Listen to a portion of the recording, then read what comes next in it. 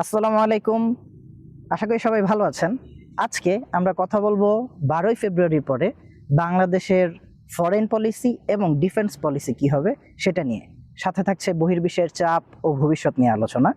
তো আলোচনা করব, আমাদের সাথে উপস্থিত আছেন ডিফেন্স ডায়নামিক্সের কর্ণধার Kazi Tanvir Rahman Tanim. IIM international Islamic university মালয়েশিয়াতে কেমিক্যাল ইঞ্জিনিয়ারিং নিয়ে পড়ালেখা করছেন। আর সাথে আছে আমি মোহাম্মদ ফৈদুজ্জামান মারুফ।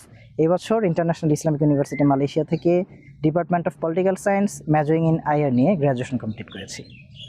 ধন্যবাদ মারুফ ভাই, এত সুন্দর একটা ইন্ট্রো দেওয়ার জন্য। চলুন আমরা আলোচনার দিকে আগাই।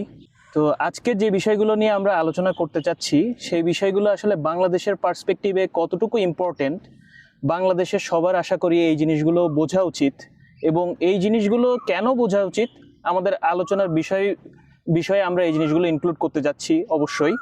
তো আমি আপনাকে চাইবো যে 12ই ফেব্রুয়ারির পরে বাংলাদেশ যে কোন কোন দেশের সাথে বাংলাদেশের পলিসি কেমন হওয়া উচিত, আমি যদি আপনাকে আরও ইন্ডিকেট করে বলি যে ভারতের সাথে, রাশিয়ার সাথে, চায়নার সাথে এবং আমেরিকা, কারণ আমরা মিডল ইস্ট এবং আমেরিকা এবং ওইদিকে যে ওয়েস্টার্ন কান্ট্রিগুলোরে ছাড়া আমরা অনেক কিছুই আমরা চিন্তা করতে পারি না। তো ওয়েস্টার্ন কান্ট্রিগুলোর সাথেও আমাদের আলোচনা কেমন হওয়া উচিত বা বাংলাদেশের ফরেন পলিসি কেমন হওয়া উচিত, আশা করি আপনি এই বিষয়গুলো নিয়ে আলোচনা করবেন। ধন্যবাদ তানিম। আসলে আমি খুবই ছোট মানুষ, তুমি যে এই বিষয়গুলো এনেছো এটা খুবই বড় বড় বিষয়। তারপরও আমি আমার স্বল্প জ্ঞান থেকে আলোচনা করার চেষ্টা করব। 12ই ফেব্রুয়ারি পরে বাংলাদেশ, কেন 12 ফেব্রুয়ারি? কারণ 12 ফেব্রুয়ারি আমাদের ইলেকশন। দীর্ঘ 17 বছর পরে আমরা একটা ফ্রি অ্যান্ড ফেয়ার ইলেকশন পেতে যাচ্ছি ইনশাআল্লাহ। তো আশা করি এই ইলেকশনের মাধ্যমে বাংলাদেশের জনগণ তাদের ইচ্ছার প্রতিফলন ঘটাবে। তো 12 ফেব্রুয়ারি নির্বাচনের পরে ফরেন পলিসি, আসলে একটা নতুন সরকার ক্ষমতায় আসবে, আর একটা নতুন সরকার মানে হয়তো বা একটা নতুন ফরেন পলিসি। তো আমাদের অবশ্যই সেটাই চাওয়া। হ্যাঁ, কেননা গত 17 বছর আমরা যদি আমাদের ফরেন পলিসির দিকে তাকাই, ওইটা আসলে ফরেন পলিসি ছিল আদৌ? ওইটা তো কাইন্ড অফ আমরা একটা নির্দিষ্ট রাষ্ট্রের অধীনে কাজ করেছি টাইপ।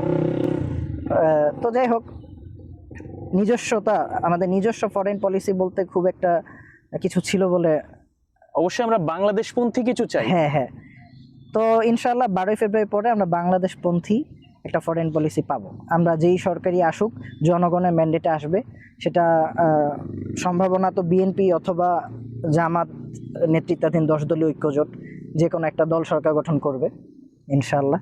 তো আমরা আশা রাখবো যে বাংলাদেশের জনগণের ইচ্ছার প্রতিফলন ঘটবে ফরেন পলিসিতে, এবং আমরা আমাদের ফরেন পলিসিতে কোনো নির্দিষ্ট দেশের আধিপত্য চাই না। তো আমরা যদি বলি, ভারত আমাদের সবচেয়ে বড় প্রতিবেশী রাষ্ট্র, এবং ভারতকে পাশ কাটিয়ে বা ভারতকে বাদ দিয়ে আসলে আমরা আমাদের ফরেন পলিসি চিন্তা করতে পারি না, এটা বাস্তবসম্মত নয়। এক্স্যাক্টলি। তো ভারতের সাথে আমাদের বন্ধুত্বপূর্ণ সম্পর্ক হতে হবে। প্রয়াত সাবেক প্রধানমন্ত্রী দেশনেত্রী বেগম খালেদা জিয়া, উনি একটা মন্তব্য বেশ কয়েকবার করেছেন যে আমরা প্রতিবেশী হিসেবে বন্ধু চাই, প্রভু নয়। তো ভারতের সাথে আমাদের সেরকম বন্ধুত্বপূর্ণ একটা ফরেন পলিসি হওয়া উচিত, যেখানে আপনার কি মনে হয় বর্তমানে ভারতের সাথে বাংলাদেশের বন্ধুত্বপূর্ণ কোনো সম্পর্কে যাওয়া পসিবিলিটি আছে? মানে বর্তমান মিডিয়া একটা বড় ফ্যাক্টর হিসেবে কাজ করে এখানে, আমরা সবাই জানি। ভারতীয় মিডিয়া বা ভারতীয় মিডিয়ার যেসব প্রোপাগান্ডামূলক যে মানে তাদের যে ফ্লো বা তাদের যে অ্যাপ্রোচ, সেই অ্যাপ্রোচে, এবং রিসেন্টলি আমরা দেখছি যে, আমি যদি এখানে একটা বিষয় ইনক্লুড করি, সে বিষয়টা হচ্ছে বাংলাদেশ ভারতে গিয়ে খেলতে স্বাচ্ছন্দ্য বোধ করছে না। তো বাংলাদেশ নিজেদেরকে কিন্তু T20 ওয়ার্ল্ড কাপ থেকে উইথড্র করে নিয়েছে। তার মানে কি ভারতের সাথে কি বন্ধুত্বপূর্ণ সম্পর্ক আসলে কি পসিবল কিনা, এই জিনিসটা যদি আপনি একটু জাস্ট গেট থ্রু করেন। আচ্ছা, আসলে এটা অসম্ভব কিছু নয় বলেই আমি মনে করি। কারণ আমরা যদি দেখি, কিছুদিন আগে আমাদের সাবেক প্রধানমন্ত্রী যখন ইন্তেকাল করেছেন, ভারতের পররাষ্ট্রমন্ত্রী এস জয়শঙ্কর সরাসরি বাংলাদেশে এসেছেন। এ থেকে এটি দুটি বার্তা দেয়। এক, তিনি বিএনপির সাথে সুসম্পর্ক করতে চান, এবং আরেকটা বার্তা দেয় বাংলাদেশের সাথে তারা সম্পর্ক উন্নয়নে আগ্রহী। যেহেতু ওই শেষকৃত্য অনুষ্ঠান বা জানাজার প্রোগ্রামটা বাংলাদেশের বৃহত্তম সর্ববৃহৎ গ্যাদারিংগুলোর একটি, এবং বাংলাদেশের জনগণের আবেগের প্রতিফলন আমরা ওই দিন দেখেছি। তো এবং এস জয়শঙ্কর ওই প্রোগ্রামে এসেছেন, তার মানে সে বাংলাদেশের জনগণের আবেগের প্রতি শ্রদ্ধাও জানাচ্ছেন বলে মনে হয়। তো এটা অসম্ভব কিছু না, যদি নতুন সরকার আসে। সদিচ্ছা প্রয়োজন। আচ্ছা, আমি মনে করি। ভারতের যে বাংলাদেশের প্রতি যে অ্যাপ্রোচ, তো এবং আজ দেখলাম যে তারা তাদের কংগ্রেসে তাদের সংসদে শোক প্রস্তাব পাশ করেছে বাংলাদেশ প্রধানমন্ত্রীর ব্যাপারে। তো এই সব জিনিসগুলো কেউ বলবে যে এই জিনিসগুলো বার্তা দেয় যে ভারত বিএনপির সাথে সুসম্পর্ক করতে আগ্রহী। কিন্তু যদি 12ই ফেব্রুয়ারি পরে বিএনপি সরকার ক্ষমতায় আসে এবং বিএনপির সাথে ভারত সুসম্পর্ক তৈরি করে, এবং বিএনপি যদি জনগণের পারপাস সার্ভ করে, তাহলে আলটিমেটলি বাংলাদেশের জনগণের সাথেই ভারতের একটা সুসম্পর্ক তৈরি হবে। সুন্দর বলেছেন। আমি নেক্সট টপিকে এখানে ইনক্লুড করতে চাচ্ছি, বা নেক্সট টপিকের দিকে ফরওয়ার্ড হতে যাচ্ছি আমরা। সেটি হচ্ছে যে ভারতের সাথে সম্পর্ক মানে কি চায়নার সাথে সম্পর্কে কোনো ঘাটতি হতে যাচ্ছে কিনা বাংলাদেশের, এটা খুব একটা ইন্টারেস্টিং বা কোশ্চেন। পাকিস্তানের সাথে আমি যদি আরো ইনক্লুড করি এখানে, যে পাকিস্তান এবং চায়নার সাথে সম্পর্কে কোনো ঘাটতি হতে যাচ্ছে কিনা। এটা খুবই ইন্টারেস্টিং দুটি কোশ্চেন, বা একটি কোশ্চেন হিসেবেই ধরি। বাংলাদেশ ইতিপূর্বে সবসময় যে ফরেন পলিসি ফলো করত, সবার সাথে বন্ধুত্ব বা মানে কারো পক্ষপাতিত্ব না করা, কারোর সাথে এনমিটি না রাখা, হ্যাঁ, এই টাইপের একটা পলিসি সবসময় বাংলাদেশ ফলো করেছে। বর্তমান বিশ্বের যে প্রেক্ষাপট, বৈশ্বিক যে পট পরিবর্তন হচ্ছে, এখানে সবসময় বাংলাদেশের এই ফরেন পলিসি দিয়ে পৃথিবীতে নিজেদেরকে খুব একটা পৃথিবীকে প্রভাবিত করার সুযোগ কম। তো এক্ষেত্রে কখনো কখনো এরকম ফরেন পলিসি থেকে বের হয়ে এসে নিজেদের প্রভাব জানিয়ে দেওয়া দরকার হয় বহির্বিশ্বকে। তো এই প্রভাবটা ঠিক কেমন হতে পারে? সেই প্রভাব আপাতত বাংলাদেশের যে সক্ষমতা, কূটনৈতিক প্রভাবই বলবো আমি, কূটনৈতিকভাবেই। এবং তুমি যেই প্রশ্ন করলে তানিম, যে চায়না এবং পাকিস্তানের সাথে সম্পর্ক, ভারতের সাথে সুসম্পর্ক রেখেও চায়না এবং পাকিস্তানের সাথে সুসম্পর্ক রাখা পসিবল, যদি ওই দেশগুলো কোনো সমস্যা না থাকে। আমাদের বাংলাদেশ, আমরা সবসময় সবার সাথে বন্ধুত্বপূর্ণ সম্পর্ক রাখতে আগ্রহী, গিভ অ্যান্ড টেকের মাধ্যমে। হ্যাঁ, আমরা হচ্ছে সমতা ভিত্তিক বন্টন, কেউ যেন প্রভুসুলভ আচরণ না করে, সমতা ভিত্তিক বন্টন।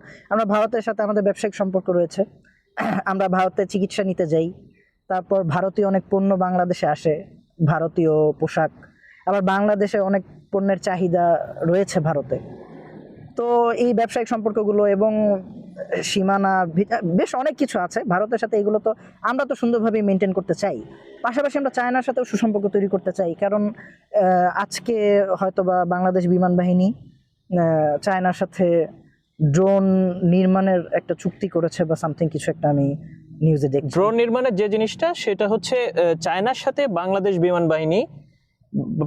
বিমান বাহিনী ঠিক বলবো না, বাংলাদেশের যে ইকোনমিক জোন আছে, ইকোনমিক বাফার জোন মিরসরাইতে, সেই মিরসরাইতে বাংলাদেশ একটা নতুন ইকোনমিক জোন তৈরি করতে যাচ্ছে। সেই ইকোনমিক জোনের ভেতরে মানে আর্মস রিলেটেড জিনিসপত্রগুলো যেগুলো আছে, arms, not only arms but also এর সাথে যত মানে সামরিক খাতে যে জিনিসগুলো দিয়ে বাংলাদেশকে আসলে সজ্জিত করা যেতে পারে এবং বাংলাদেশ বহির্বিশ্বে নিজের প্রভাব বজায় রাখতে পারে, সেই জিনিসগুলো বাংলাদেশ এই ইকোনমিক জোনে প্রস্তুত করতে যাচ্ছে এবং বহির্বিশ্বে সে অবদান রাখতে যাচ্ছে এই জিনিসগুলোর মাধ্যমে। এবং বিদার আশিক চৌধুরী অলরেডি বলেছেন যে এখানে তারা একটি সামরিক জোন তৈরি করতে যাচ্ছে, মানে ইকোনমিক জোনের ভেতরে সামরিক জিনিসটা ইনক্লুড করা হচ্ছে। মানে হইতে পারে ড্রোন, হতে পারে এর সাথে এয়ার ডিফেন্স সিস্টেম, হতে পারে আরো অনেক ধরনের জিনিসপত্র। তো মানে ড্রোন জিনিসটা এখানে আসছে আসলে মিডিয়ার মারপ্যাচের কারণে ড্রোন জিনিসটা সামনে আসছে। ওই জিনিসগুলো হতে পারে যে বাংলাদেশের ক্যাপাসিটি অনুযায়ী, মানে ফার্স্ট ক্যাপাসিটি অনুযায়ী বাংলাদেশ যে জিনিসগুলো তৈরি করতে সক্ষম আর কি। তো এটা মিরসরাইতে হতে যাচ্ছে। তো চায়না এক্ষেত্রে বাংলাদেশের সাথে কোলাবোরেট করতে চাচ্ছে। শুধু চায়না না, মানে তুরস্কর ইতিমধ্যে বাংলাদেশে, আমরা জানি যে তুরস্কের ডিফেন্স ইন্ডাস্ট্রির প্রধান প্রফেসর ডক্টর হালুক গর্গুন ইতিমধ্যে গত বছর বাংলাদেশে ভিজিট করেছেন জুলাই মাসে, এবং তার এই মানে প্রফেসর ডক্টর হালুক গর্গুনের এই ভিজিটের মাধ্যমে, এবং বাংলাদেশ থেকে বিদার আশিক চৌধুরী তার ভিজিটের পরেই আবার হচ্ছে তুরস্ক ভ্রমণ করেছিলেন, এবং করে তুরস্কের বিভিন্ন ডিফেন্স ইন্ডাস্ট্রিগুলোও ভ্রমণ করেছিলেন। আবার ইতিমধ্যে আরো একটা ঘটনা ঘটেছে, সেটি হচ্ছে বাংলাদেশের এই যে এয়ারফোর্সের প্রধান air chief marshal Hasan Mahmud Khan, সে কিন্তু পাকিস্তানে ভ্রমণ করেছে।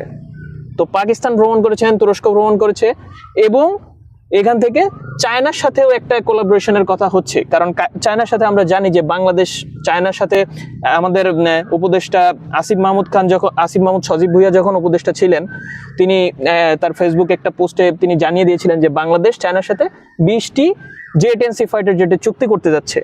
তো তার মানে চায়নার সাথেও একটা সুসম্পর্ক দিকে বাংলাদেশে, মানে একটা চুক্তি মানে কিন্তু আসলে একটা সম্পর্ক।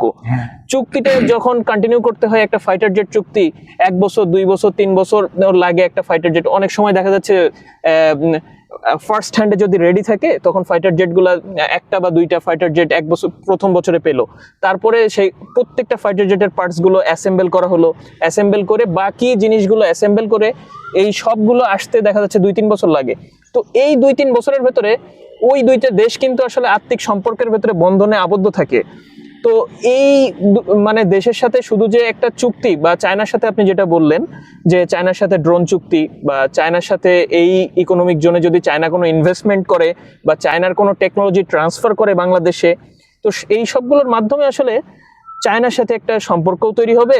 আবার পাকিস্তানের সাথেও বাংলাদেশ একটা light weight air Mushshak training fighter jet, যেটা হচ্ছে মোশাক ট্রেনিং ফাইটার, এটা পাইলট ট্রেনিং। তো বাংলাদেশ এটা খুব কম সময়ের ভেতরে নিতে যাচ্ছে, সময়টা উল্লেখ না হলেও খুব কম সময়ের ভেতরে বলা হয়েছে। তো তার মানে কি, পাকিস্তানের সাথেও একটা মানে রিলেশনের ভেতরে বাংলাদেশ আছে। তো মানে এই টেকনোলজিগুলো নিয়ে বর্তমানে পাকিস্তান, চায়না, তুরস্ক, আর বর্তমানে ভারতের সাথে মানে তেজাস বা এই ধরনের ফাইটার জেট নিয়ে চুক্তি না থাকলেও আমরা আশা করি যে যেহেতু বাংলাদেশ মানে এনমিটি টু নান এই পলিসিতে বিশ্বাসী, তো আশা করব যে ভারতের যেসব টেকনোলজি আছে, যেরকম তেজাস তাদের যে ফাইটার জেট, বা ভারতীয় নিজস্ব তৈরি ফাইটার জেট, আমরাও ইতিমধ্যে জানি যে ভারতের কাবেরী যে ইঞ্জিন তৈরির কারখানা ছিল, সেই কারখানা থেকে তারা ইতিমধ্যে একটা মানে এক্সপিরিয়েন্স গেইন করছে, এবং তারা খুব কাছে চলে গিয়েছিল এই ধরনের টেকনোলজি তারা নিজেরা অ্যাসেম্বল করার খুব কাছাকাছি। তো আমরা আশা করি যে আমরাও ভারতের কাছ থেকে এই ধরনের কিছু পাবো, এবং মানে এই সব কিছুর ক্ষেত্রে এই রিজিয়নে বাংলাদেশ ছোট একটা দেশ, আবার বড় একটা ফ্যাক্টরও বলবো, কারণ এমন একটা জায়গায় বাংলাদেশের অবস্থান, সমুদ্র থেকে খুব কাছে, বা বাণিজ্য রোডগুলো পাকিস্তান থেকেও বাণিজ্য রোড দিয়ে সরাসরি এখানে আসা সম্ভব, বা ভারতীয় উপমহাসাগর দিয়ে এখানে আসা সম্ভব, ওইদিকে মিডল ইস্টের সাথে বাংলাদেশের সম্পর্ক তৈরি করা সম্ভব। তো সব মিলিয়ে মানে এখানে ভারতের সাথে বন্ধুসুলভ সম্পর্ক, এবং যদি ভারতের সাথে কোলাবোরেশনে বাংলাদেশ মানে এনমিটি টু নান এই পলিসি নিয়ে কাজ করে, বা টেকনোলজি ট্রান্সফারের বিষয়গুলো নিয়ে কাজ করতে পারে, আমি মনে করব যে প্রপার বন্ধুসুলভ আচরণ বা প্রপার বাংলাদেশের জন্য বেনিফিশিয়াল কিছু তখনই হতে যাচ্ছে। ভালো বলেছো তানিম। আমাদের আন্তর্জাতিক সম্পর্কের ভেতর একাডেমিক একটা কথা আছে যে ইন্টারন্যাশনাল রিলেশনে কেউ কারো প্রকৃত বন্ধু নয়, সবাই হচ্ছে নিজের স্বার্থ দেখে। অবভিয়াসলি আপনার দেশের একটা জনসংখ্যা আছে, আপনার দেশের পুরো জনসংখ্যার আপনার কাছ থেকে একটা চাওয়া আছে।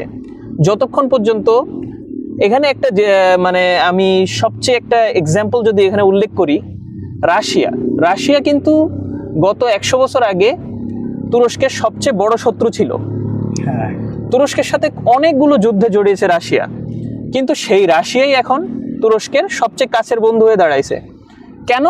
কারণ হচ্ছে বর্তমানে এই রিজিয়নে রাশিয়াকে আমি ইউজ করে শব্দটা বলছি, কিন্তু মানে শব্দটা কটু শোনালেও মানে দেশের জনগণের বা আমরা যদি সেই বাংলাদেশপন্থী টার্মটা এখানে আবারও নিয়ে আসি, বা তুরস্কের জন্য এটা তুরস্কপন্থী, তো তুরস্কপন্থী ডিসিশন নিয়েছে এখানে, আর বাংলাদেশকে ঠিক সেইভাবে বাংলাদেশপন্থী ডিসিশন নিতে হবে। হ্যাঁ, এটা একটা ভালো কথা বলেছো। আর তুমি একটা প্রশ্ন তখন করেছিলে যে ভারতের সাথে সুসম্পর্ক তৈরি করতে গেলে আমরা চীন এবং পাকিস্তানের সাথে সুসম্পর্ক তৈরি করতে পারবো কিনা। আসলে বাংলাদেশ যখন ফরেন পলিসি করবে, বাংলাদেশ অবশ্যই বাংলাদেশ পন্থী হিসেবেই নিজেকে উপস্থাপন করবে বলে আমরা আশা করি, এবং যাতে বাংলাদেশ এবং বাংলাদেশের জনগণের জন্য মঙ্গল সেটাই করবে। আমরা ফার্স্টে তো ভারতের সাথে বন্ধুত্বপূর্ণ সম্পর্ক রাখার চেষ্টা করব। পাশাপাশি আমাদের চায়নার সাথে ব্যবসায়িক একটা সম্পর্ক রয়েছে।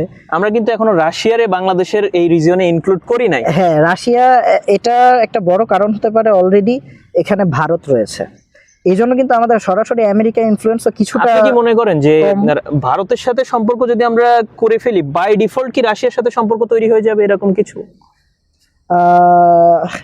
এই প্রশ্নটা আসলে কিছু বিষয়ে 1971 সালে ভারত এবং রাশিয়া ছিল আমাদের পক্ষে, পাকিস্তান এবং আমেরিকা মানে তারা ছিল একজোট, এবং ভারত এবং রাশিয়া আমাদের পক্ষে কাজ করেছে। পরবর্তীতে আমরা কিছুদিন আগেও দেখলাম যে ভারত এবং আমেরিকার সম্পর্ক খুবই ভালো, আবার রাশিয়ার সাথেও ভারতের সম্পর্ক ভালো। আবার এদিকে চীনের সাথে ভারতের সম্পর্ক ভালো না, পাকিস্তান আর ভারতের সম্পর্ক ভালো না। এদিক দিয়ে পাকিস্তান আর চীন ভালো বন্ধু। যেহেতু চীন এবং পাকিস্তান দুইজনেরই কমন শত্রু ইন্ডিয়া, তাই পাকিস্তান এবং চীন তাদের সম্পর্ক ভালো হবে, এটা স্বাভাবিক। কিন্তু চীনের সাথে আবার রাশিয়ার সম্পর্ক ভালো, রাশিয়ার সাথে ইন্ডিয়ার সম্পর্ক ভালো, ইন্ডিয়ার সাথে আবার চায়নার সম্পর্ক। আসলে এই দেশগুলো এখানে আমি যেটা উল্লেখ করা উচিত মনে হচ্ছে সেটা হচ্ছে ব্রিক্সের যে নীতিতে এই এলাকাটাতে ব্রিক্স যে নীতিতে গঠিত হয়েছে, প্রত্যেকটা দেশ কিন্তু প্রত্যেকটা দেশের সাথে কিছু কারণে এনমিটি বা ওই যে বারবার একই কথা এসে যাচ্ছে, দেশপন্থী। হ্যাঁ, তো এই দেশপন্থীর যে বিষয়টা আমি তো যেটা বলছিলাম যে ভারতের সাথে সুসম্পর্ক রাখার চেষ্টা করব, পাশাপাশি আমরা চায়না এবং পাকিস্তানের সাথেও সম্পর্ক আরও ভালো করার জন্য সর্বোচ্চ চেষ্টা করবো। আমরা আশা করি 12ই ফেব্রুয়ারির পরে নতুন যে সরকার আসবে তারা চীন এবং পাকিস্তানের সাথে এইরকমভাবে সুসম্পর্ক তৈরি করবে, এইরকম ফরেন পলিসি নিবে যেটা বাংলাদেশকে সর্বোচ্চ বেনিফিট এনে দেবে। এবং এক্ষেত্রে যদি এটা ভারত পছন্দ না করে তাহলে আসলে আমাদের কিছু করার নেই বলতে আমরা চেষ্টা করব সর্বোচ্চ ভারতের সাথেও জিনিসটা একটা ভারতের সাথে যেন সম্পর্ক খারাপ না হয়ে যায়। কিন্তু আমাদের আসলে আমাদের বাংলাদেশে বেনিফিট কোনটা সবচেয়ে বেশি সেটার দিকে আমাদের বেশি ফোকাস করা উচিত বলে আমি মনে করি। আর রাশিয়ার যে বিষয়টা, আসলে রাশিয়া আরও এখানে একটা জিনিস উল্লেখ করে রাখি, রাশিয়ার সাথে কিন্তু বাংলাদেশের একটা চুক্তি অলরেডি আছে, বা বাংলাদেশ একটা কারণে রাশিয়ার সাথে এখন জড়িত আছে। সেই জিনিসটা হচ্ছে বাংলাদেশের রূপপুর পারমাণবিক বিদ্যুৎ কেন্দ্র। হ্যাঁ, তো রূপপুর পারমাণবিক বিদ্যুৎ কেন্দ্রে রাশিয়ার কাছ থেকে কিন্তু যদি বাংলাদেশ এখানে যে পরিমাণ ইউরেনিয়াম সাপ্লাই প্রয়োজন, সেই ইউরেনিয়াম সাপ্লাই তো বাংলাদেশ আগামী এখন রূপপুর পারমাণবিক বিদ্যুৎ কেন্দ্রের যে অবস্থা, সেই অবস্থাতে আমি মনে করি যে আগামী 2 বছরের ভেতরে রূপপুর পারমাণবিক বিদ্যুৎ কেন্দ্র চালু হওয়ার চান্স নাই। যদি গত ফ্যাসিস্ট সরকারের আমলে যদি বাংলাদেশ স্পিডি ওয়েতে কাজ করত তাহলে এটা খুব কম সময়ে হওয়া পসিবল ছিল। রূপপুর পারমাণবিক বিদ্যুৎ কেন্দ্রে কিন্তু এখানে দেখা যাচ্ছে যে বাংলাদেশপন্থী কোনো ডিসিশন আসে নাই, যার কারণে জিনিসটা আসলে রাশিয়া অবশ্যই চাইবে রাশিয়াপন্থী একটা ডিসিশন যাতে আসুক। রাশিয়ার সবাই রাশিয়ার যে ওয়ার্কার এখানে কাজ করছে তারা সবাই কিন্তু রাশিয়াপন্থী ডিসিশন নিয়েছে, কিন্তু বাংলাদেশের পলিসি মেকাররা তাদের পলিসির টেবিলে গিয়ে সেই পলিসি মেক করতে তারা ফেল হয়েছে। তো আমরা চাই যে রূপপুর পারমাণবিক বিদ্যুৎ কেন্দ্রেও যাতে সেম এক্সিকিউশন ঘটুক, যে পলিসি মেকাররা টেবিলে বসে পলিসিটা গেইন করে আনুক। হ্যাঁ, এটা। আর আমি যেটা মনে করি, নতুন যেই সরকারই আসবে বাংলাদেশের ক্ষমতায়, তারা আমেরিকার সাথে সুসম্পর্ক তৈরি করবে এবং ভারতের সাথেও তারা চেষ্টা করবে সুসম্পর্ক তৈরি করার। কারণ আমাদের বিএনপি এবং 10 দলীয় ঐক্য থেকেই ভারতের সাথে সুসম্পর্ক বা বন্ধুত্বপূর্ণ সম্পর্ক তৈরির আশ্বাস আমরা শুনেছি, এবং আমেরিকার সাথেও তাদের সম্পর্ক ভালো। এখানে আরেকটা জিনিস যদি আমি একটু অ্যাড করি, যদি কিছু মনে না করেন, সেটি হচ্ছে আমরা জানি যে বর্তমানে ট্রাম্প মানে আমেরিকার প্রেসিডেন্ট, তিনি কিন্তু ভারতের উপরে করায়ত্ত করেই যাচ্ছেন, সেটি হচ্ছে ট্যারিফ আরোপ করছেন, যেটা 50% থেকে 150%, মানে যখন ইচ্ছা মতো ট্যারিফ আরোপ করছে। বাংলাদেশের কি যদি ভারতপন্থী কোনো ডিসিশন আসে বাংলাদেশের পক্ষ থেকে, মানে ভারতপন্থী না, অবশ্যই বাংলাদেশপন্থী, এবং মিউচুয়াল কোলাবোরেশন কোনো ডিসিশন আসে, তখন কি বাংলাদেশও কি ট্যারিফের ভাগিদার হতে যাচ্ছে কিনা? এটা তো আসলে ভবিষ্যৎ বলে দেবে, তবে আমি মনে করি যে বাংলাদেশ এরকম কোনো ডিসিশন নেবে না যাতে আমেরিকা বাংলাদেশের উপর আরো বেশি ট্যারিফ চাপিয়ে দেবে। এরকম কোনো ডিসিশন বাংলাদেশ নেবে না বলে আমার বিশ্বাস। আসলে আমেরিকা কেন ভারতের উপর একটা ট্যারিফ চাপিয়ে দিচ্ছে, সেটা হতে পারে ভারতের সাথে রাশিয়ার সুসম্পর্ক। জি, তো এক্স্যাক্টলি এই রিজনে অনেকবার মানে যখনই দেখছে যে রাশিয়ার সাথে কোনো চুক্তি হচ্ছে ভারতের, তেল নিয়ে কোনো চুক্তি, গ্যাস নিয়ে কোনো চুক্তি, দেখা যাচ্ছে কোনো ফাইটার জেটের ইঞ্জিন নিয়ে চুক্তি, তখনই হচ্ছে কি ভারত আমেরিকা থেকে ট্যারিফের ভাগিদার হচ্ছে। হ্যাঁ, আর বাংলাদেশে যদি আমরা দেখি, বাংলাদেশে আসলে রাশিয়ার চেয়ে আমেরিকার প্রভাব, আমি এটাকে প্রভাব বলবো না, তবে বাংলাদেশের সাথে আমেরিকার সম্পর্কটাই রাশিয়ার তুলনায় হয়তো বেশি ভালো, বা আমেরিকার সাথে আমাদের হয়তো যোগাযোগ অথবা ব্যবসায়িক চুক্তি রাশিয়ার তুলনায় বেশি বলে মনে হয়। তো স্বাভাবিকভাবেই আমার মনে হয় যে যদি ভারতের সাথে সুসম্পর্ক হয়ও, বাংলাদেশ রাশিয়াকে পাশ কাটিয়ে আমেরিকার সাথেই বেশি সুসম্পর্ক তৈরি করবে। তবে রাশিয়ার সাথে সম্পর্ক ভালো থাকবে বলে আমি বিশ্বাস করি। আমরা মনে হয় অনেক বিষয়ে আলোচনা করে ফেলেছি।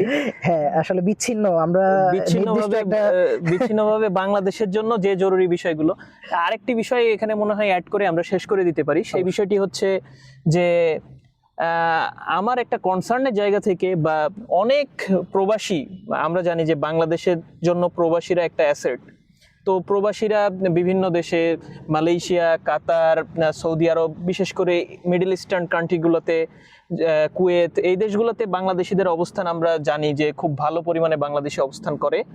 তো শুধু এই দেশগুলোই নয়, আরও যে দেশগুলো বাংলাদেশের জন্য, বাংলাদেশের ফরেন পলিসির জন্য, অবশ্যই প্রত্যেকটি দেশ, বিশ্বের প্রত্যেকটি দেশ একটি কম্পোনেন্ট এবং কমপ্লিমেন্ট হিসেবে কাজ করে। এক দেশের কাছে তেল আছে, আরেক দেশের কাছে গ্যাস আছে। আপনি যদি কোনো জিনিসে স্বয়ংসম্পূর্ণ না হন, অবশ্যই আপনার অন্যর উপর ডিপেন্ডেন্ট হতে হবে। সেক্ষেত্রে দেশপন্থী পলিসি ইউজ করে আপনাকে এগিয়ে যেতে হবে। তো এই ক্ষেত্রগুলো গেইন করতে আমার মনে হয়, বা বাংলাদেশিদের একটা চাওয়ার জায়গা, সেটি হচ্ছে প্রত্যেকটি দেশে বাংলাদেশি যে অ্যাম্বাসিগুলো আছে, এই অ্যাম্বাসিগুলোর ভূমিকা আপনার মতে কেমন, এবং এই অ্যাম্বাসিগুলোকে কেন্দ্র করে বাংলাদেশের পলিসি কেমন হওয়া উচিত? কোয়েশ্চেনটা খুবই রিলেভেন্ট, এবং কোয়েশ্চেনটা শুনে আমি আসলে দুঃখিত হলাম। কারণ আমি যতটুকু জানি, বাংলাদেশ অ্যাম্বাসিগুলো, প্রায় প্রতিটি দেশে বাংলাদেশ অ্যাম্বাসিগুলো আসলে কার্যকর ভূমিকা রাখতে পারছে না। এটা কি আমাদের দেশের পররাষ্ট্র নীতির ব্যর্থতা, নাকি আমাদের আমলাতান্ত্রিক জটিলতা, নাকি আসলে আমাদের দেশের প্রভাব কম? এই জিনিসটা আসলে ভাববার বিষয়। আমাদের অ্যাম্বাসিগুলো, বিভিন্ন দেশে আমাদের অ্যাম্বাসিগুলো প্রপার সার্ভিস দিচ্ছে না আমি যতটুকু জানি, এবং কেমন যেন তারা দায়সারাভাবে কাজ চালাচ্ছে। তো এই ক্ষেত্রে বাংলাদেশের, আমি যেটা মনে করি যে প্রত্যেকটা বিশ্বের যেই দেশগুলোতে বাংলাদেশে অ্যাম্বাসি রয়েছে, এই অ্যাম্বাসিগুলো সুন্দরভাবে ফাংশন করা জরুরি। অ্যাম্বাসিতে যে রাষ্ট্রদূত বা যারা দায়িত্বশীল পর্যায়ে থাকবে, এদেরকে আরও কোয়ালিটিফুল দেখে নিয়োগ দিতে হবে, এবং যারা দেশ নিয়ে ভাববে, প্রবাসীদেরকে নিয়ে ভাববে, শুধুমাত্র নিজের, এবং অবশ্যই ফ্যাসিস্টের দোসর হবে না। হ্যাঁ, এই জিনিসটা নিশ্চিত করতে হবে। যদি এরকম শত যোগ্য ব্যক্তি নিয়োগ দেওয়া হয় এবং বাংলাদেশের পররাষ্ট্র মন্ত্রণালয় থেকে বা বাংলাদেশ সরকার যদি প্রপার সাপোর্ট দেয়, তাহলে ইনশাল্লাহ সবকিছু ভালোভাবে ফাংশন করবে বলে ইনশাল্লাহ বিশ্বাস করি। তো আমরা চাই যে বাংলাদেশের জন্য 12ই ফেব্রুয়ারির পরে খুব ভালো একটা ডিসিশন আসুক, পলিসি মেকিং এর টেবিলে বাংলাদেশ এগিয়ে যাক। আর মারুফ ভাই, আপনি যদি কিছু বলে শেষ করতে চান। আসলে আর বলার মতো কিছু নেই, অনেক বিষয়ে আলোচনা করেছি, হয়তো একই বিষয়ে বারবার রিপিট করা হয়ে গিয়েছে, অথবা আমরা হয়তো ফ্লো থেকে বাইরে চলে গিয়েছি কয়েকবার। তো আশা করি ভুল ত্রুটি সবাই ক্ষমা সুন্দর দৃষ্টিতে দেখবেন, এবং আমাদের যদি আরো কিছু জানার থাকে আপনারা কমেন্ট করতে পারেন। ইনশাল্লাহ দেখা হবে অন্য কোনো এপিসোডে। আসসালামু ইনশাআল্লাহ। আলাইকুম। আসসালামু আলাইকুম রহমতুল্লাহি ওয়া বারাকাতুহু।